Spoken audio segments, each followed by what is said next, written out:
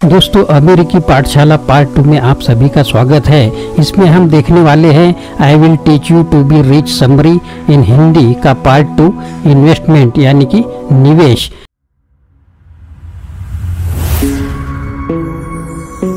Hello दोस्तों, मेरा नाम आनंद है और बिजनेस आनंद इस चैनल में आप सभी का स्वागत है। पहला point, fix deposit versus saving account. बहुत से लोग अपना पैसा सेविंग अकाउंट में ही पड़ा रहने देते हैं, इससे उन्हें बहुत सा नुकसान होता है। ऐसा वे इसलिए करते हैं क्योंकि या तो उन्हें फाइनेंशियल समझ नहीं है या फिर वो बहुत आलसी हैं, बैंक जाना झंझट का काम समझते हैं। तो दोस्तों, अगर आप भी ऐसा करते हैं तो आज ही जाग जाइए। आप पैसे सेविंग अकाउंट में न रखें बल्कि एफडी करवा दे। सेविंग अकाउंट में उतना ही पैसा रखें जितना आप महीने में खर्च कर सकते हैं। सेविंग अकाउंट में पैसे रखकर आप अपना काफ़ी नुकसान करते हैं। सेविंग अकाउंट में सिर्फ 4% ब्याज मिलता है जबकि एफडी में 6% और सीनियर सिटीजन को तो इससे भी ज़्यादा मिलता है। तो आप खुद सोचिए आपको किस में ज़्यादा फायदा मिलेगा।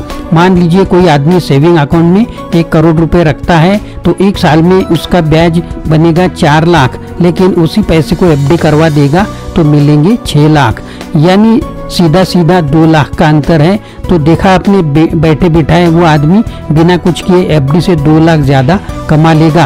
अगर आपको ये बात समझ आ गई तो हमेशा एफडी ही करवाएं। हर महीने की 5 तारीख को जिस पैसे की ज़रूरत ना हो उसकी एफडी करवा दे, ऐसा रूल बना ले और इससे आपको डेट का भी कंफ्यूजन नहीं रहेगा। महीने में 1 दिन का ही तो काम करना है, एक डेट रख ले और उसे याद रखे, आपको ये झंझट नहीं लगेगा। और नेट बैंकिंग करते हैं तब तो और भी आसान है, बैंक जाए वगैरह ऑनलाइन मिनटों में एफडी करवा सकते हैं। बैंक की ऐप से भी यह कर सकते हैं। तो दोस्तों, एफडी की कोई लिमिट भी नहीं है। 7 दिन, 1 महीना, 5 साल, अपनी ज़रूरत के हिसाब से तरह तरह की एफडी करवा सकते हैं। अगर आपका बैंक सुविधा देता हो तो सेविंग अकाउंट को फ्लेक्सी अकाउंट में कन्वर्ट कर सकते हैं। इससे आपका पैसा एक लिमिट के ऊपर अपने आप ही एफडी में बदल जाता है। तो फ्लेक्सी अकाउंट का ध्यान में रखें। तो दोस्तों, झिझक छोड़िए और बैंक जाइए और आज ही अपने पैसे को ठीक से मैनेज करिए। बैंक के लोगों का तो ये काम है, उन्हें इसी बात की तो सैलरी मिलती है। दूसरा पॉइंट, पब्लिक प्रोविडेंट फंड यानी पीपीएफ। बहुत सारे लोगों को इस फाइनेंशियल टूल के बारे में पता ही नहीं है। पता भी हो तो इसे ठीक से यूज करना नहीं जानते, जिससे उन्हें मैक्सिमम फायदा नहीं मिल पाता।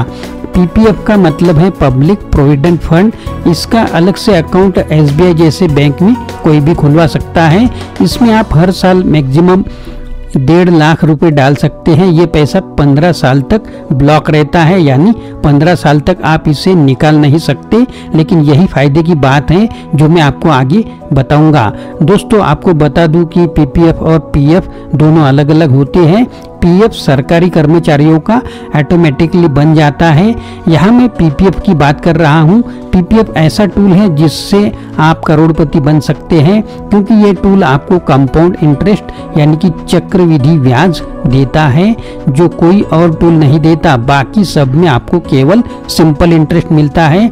दूसरा, ये आपको 10% से ज़्यादा का ब्याज देता है, जो एफडी से बहुत ज़्यादा है और कहीं भी इतना ब्याज नहीं मिलता। ब्याज की दरें घट बढ़ सकती हैं, यहाँ समझने के लिए मैंने एवरेज रेट बताए हैं। तो आइए पहले कंपाउंड इंटरेस्ट यानी कि कंपाउंडिंग के बारे में समझते हैं कि यह क्या होता है। मान लीजिए आपने 1 लाख पीपीएफ में डाले, इस पर आपको 10% की रेट से ब्याज मिलेगा। तो 1 साल बाद आपको ब्याज 10,000 रुपये मिलेगा। आपका टोटल पैसा हो जाएगा 1,10,000 रुपये।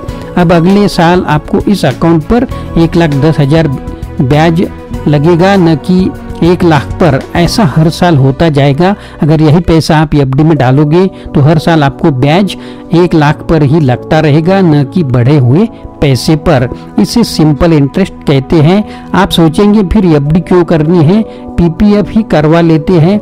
लेकिन जैसा पहले बताया, पीपीएफ में हर साल 1.5 लाख रुपए से ऊपर जमा ही नहीं कर सकते, नहीं तो सरकार कंपाउंड इंटरेस्ट देते देते लूट ही जाएगी।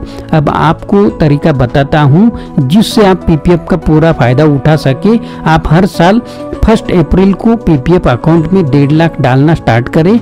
ऐसा 15 साल तक करें। तो आइए देखते हैं 15 साल बाद आपको कितना पैसा मिलेगा।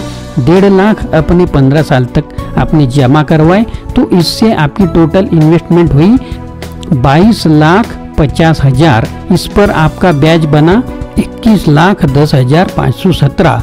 15 साल बाद आपको टोटल मिलेगा 43,60,517 रुपए। है ना जादू? आपका पैसा लगभग डबल हो जाएगा, वो भी बिना कुछ खास किए। और मजे की बात ये है, इस पर कोई टैक्स भी नहीं लगेगा। अगर आप इसी पैसे को 25 साल तक रखेंगे तो यह 1 करोड़ के ऊपर चला जाएगा, और अवधि बढ़ा देंगे तो और ज्यादा हो जाएगा।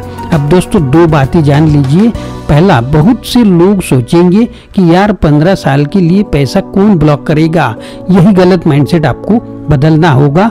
इसे ही फाइनेंशियल समझ कहते हैं, जो अमीर लोगों में ज्यादा होती है। आप पीछे मुड़कर देखिए, अगर आप 25 साल के हैं तो क्या आपको पता चला कि ये 25 साल कैसे बीत गए?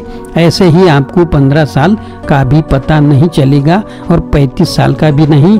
ये तो सोचिए 15 साल बाद आपको कितना पैसा मिलेगा। दूसरी बात, आप ये न सोचिए कि मैं हर महीने 1,000-2,000 डाल दूंगा। यही गलती बहुत से लोग करते हैं। आपको सारा 1.5 लाख 1 अप्रैल को ही डालना चाहिए, क्योंकि तब से ब्याज लगना स्टार्ट होगा, वो भी 1.5 लाख की बड़ी अमाउंट पर। 1,000 पर तो ब्याज बहुत कम मिलेगा, जिसकी वजह से पूरा फायदा नहीं मिलेगा।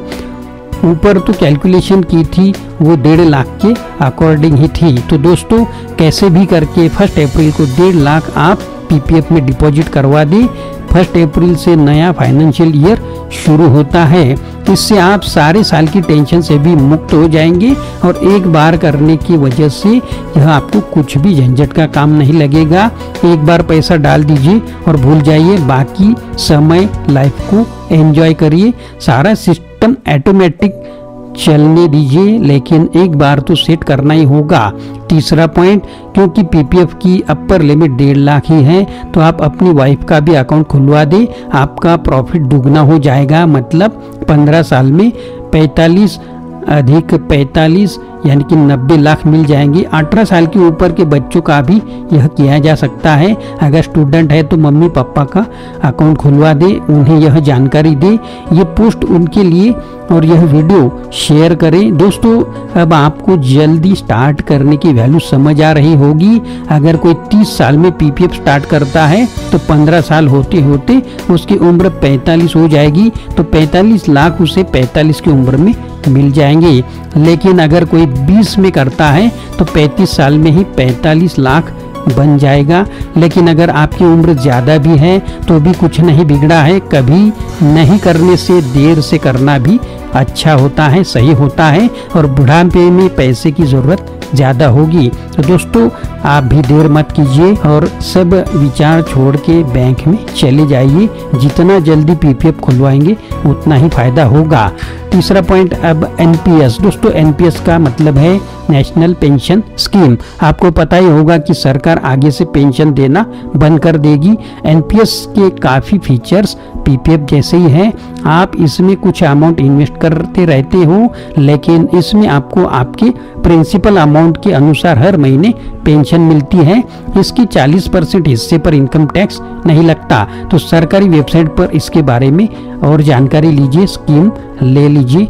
आप एसबीआई का दूसरे बैंक में इसका अकाउंट खुलवा सकते हैं। म्यूचुअल फंड, दोस्तों आप हर महीने कम से कम 1,000-2,000 किसी अच्छे म्यूचुअल फंड में लगा सकते हैं। इसे एसआईपी सिस्टमेटिक इन्वेस्टमेंट प्लान कहते हैं, जिसके वीडियो मैंने इसके पहले भी बनाए हैं। म्यूचुअल फंड जिसे AMC asset management company manage करती है, आपके पैसे को शेयर मार्केट में या बॉन्ड्स में लगाते हैं। इनसे आपको 12 से 15% के लगभग ब्याज मिल जाता है, जो बाकी फाइनेंशियल इंस्ट्रूमेंट से ज़्यादा होता है, लेकिन इनमें रिस्क भी होता है। इसलिए पहले अच्छे से इनके बारे में पढ़ ले या कोई ऑनलाइन कोर्स कर ले। किसी अच्छे ब्रोकर या दलाल से भी यह करवा सकते हैं, लेकिन ब्रोकर कमीशन चार्ज करता है, तो जिससे फायदा थोड़ा सा कम हो जाता है, लेकिन नॉलेज अच्छी मिलती है। आजकल आप बड़ी आसानी से ऑनलाइन भी म्यूचुअल फंड में इन्वेस्ट कर सकते हैं। इसके लिए एंजल ब्रोकिंग में इसका ऐप से इन्वेस्ट कर सकते हैं, जिसके वीडियो मैंने बनाए हैं। इससे ब्रोकरेज भी नहीं लगता। म्यूचुअल फंड के लिए आपको डीमैट अकाउंट खुलवाना पड़ता है, जो आप कहीं से भी खुलवा सकते हैं। आप अपने बैंक में जाकर भी यह खुलवा सकते हैं। एंजल ब्रोकिंग से करेंगे तो बैंक जाने का झंझट भी नहीं रहेगा और ब्रोकर का कमीशन भी नहीं देना पड़ेगा। स्टॉक या शेयर्स अगला इन्वेस्टमेंट टूल है। स्टॉक या शेयर्स, इसके रिवार्ड तो ज़्यादा है लेकिन रिस्क भी ज़्यादा है, लेकिन फिर भी बहुत से लोग स्टॉक मार्केट में इन्वेस्ट करके अमीर बन चुके हैं। वॉरेन बफेट के बारे में आप जानते ही होंगे, या इंडिया में राकेश झुनझुनवाला के बारे में आपने जाना ही होगा। दोनों ही अरबपति हैं। सारी दौलत उन्होंने सिर्फ स्टॉक में इन्वेस्ट करके ही कमाई है। स्टॉक के लिए सिर्फ आप अच्छे अकाउंट का ही इस्तेमाल कर सकते हैं। लाइफ इंश्योरेंस, रोमित कहते हैं कि हर व्यक्ति को लाइफ इंश्योरेंस करवाना चाहिए। खैर LIC की काफ़ी जानकारी हर किसी को होती है, तो इस पॉइंट पर ज़्यादा डिटेल में इस वीडियो में नहीं जानेंगे। बस जॉब लगने के साथ ही एक अच्छी सी पॉलिसी जरूर करवा ले और साल का 6 महीने का प्रीमियम समय पर भरते रहे। प्रीमियम भी ऑनलाइन आसानी से भर सकते हैं। हेल्थ इंश्योरेंस, लाइफ इंश्योरेंस के साथ ही हेल्थ इंश्योरेंस भी बहुत ज़रूरी होता है, इसे भी करना चाहिए। लाइफ इंश्योरेंस तो एक्सीडेंटल डेथ होने पर फैमिली को पैसे देता है, जबकि हेल्थ इंश्योरेंस आपके बीमार पड़ने और हॉस्पिटल में भर्ती होने पर होने वाले खर्चे को कवर करता है। यानी यदि हॉस्पिटल में भर्ती हो गए तो आपको पता ही है कि कितना ज़्यादा बिल आ जाता है। खासकर प्राइवेट हॉस्पिटल में ज़्यादा बिल से आपकी सेविंग जा सकती है, तो इससे बचने के लिए एक अच्छा सा हेल्थ इंश्योरेंस भी लेना चाहिए। दोस्तों, इस वीडियो का पार्ट 2 और इसके पहले का पार्ट 1 आपको कैसा लगा ज़रूर कमेंट बॉक्स में लिखिए, और नए हैं तो चैनल को सब्सक्राइब ज़रूर कर लीजिए। आशा करता हूँ दोस्तों यह वीडियो आपको पसंद आया होगा। अगर पसंद आया है तो लाइक करें, शेयर करें, चैनल को सब्सक्राइब करें, अपने दोस्तों को और ग्रुप को भी यह वीडियो फॉरवर्ड करें। फिर से मिलेंगे अगले वीडियो में। आप सभी का वीडियो देखने के लिए बहुत बहुत शुक्रिया।